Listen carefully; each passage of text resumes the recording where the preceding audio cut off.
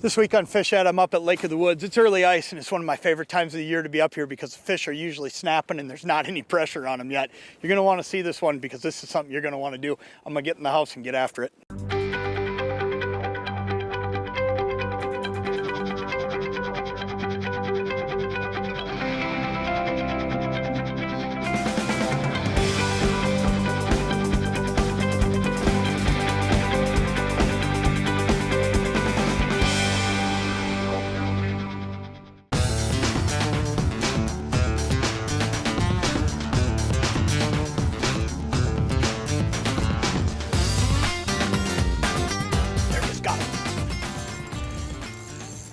That is an example of working a fish a long time. I'll tell you, he's been down there, and what I had to do was just continually keep changing cadences.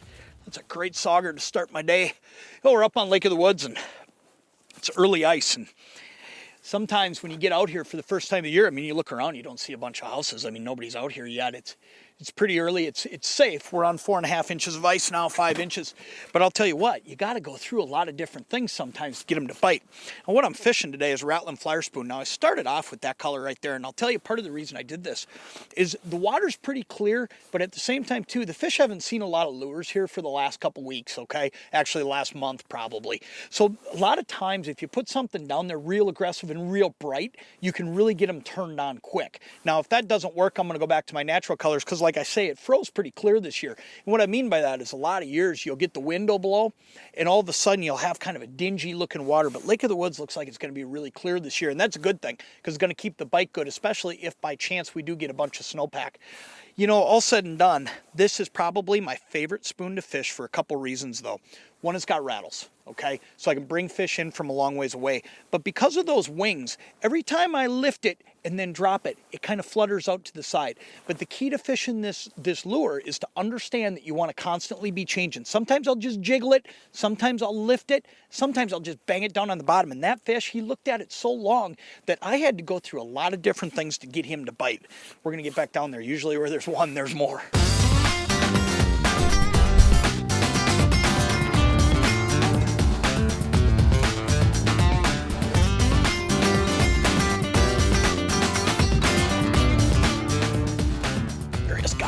Oh yeah, well you can tell this one, I could see him coming, and you could tell by that red line he was a lot better fish than he is.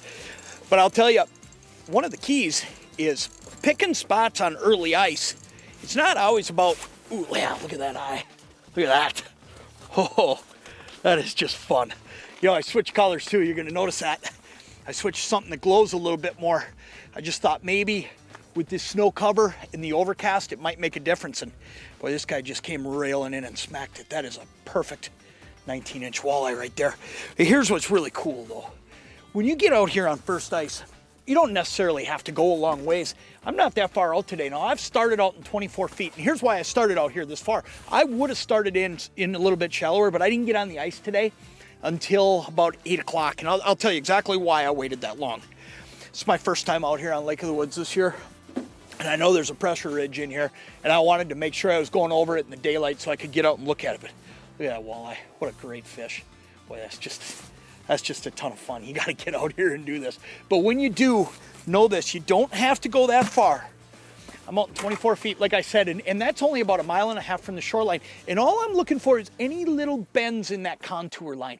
It doesn't take much because these fish will run back and forth this way once they get to where they're going for the day.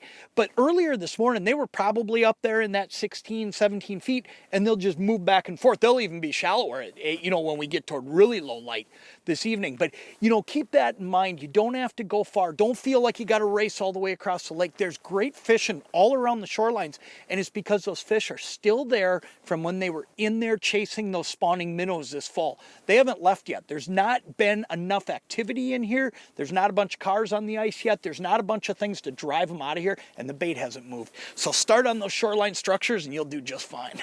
Here he comes, he's hot. Got him that time. That's a good sauger. Yeah, he's at 12. We'll let him go and grow up.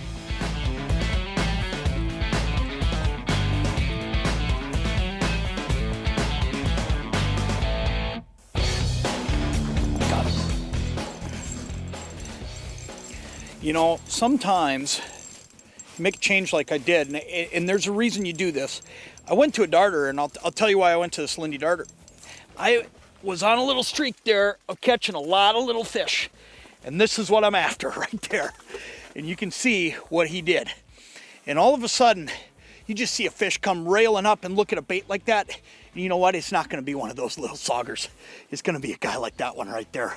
Man, it's been a great morning out here on Lake of the Woods. And fish like this, they're just waiting for you. If you can find some time, get up here.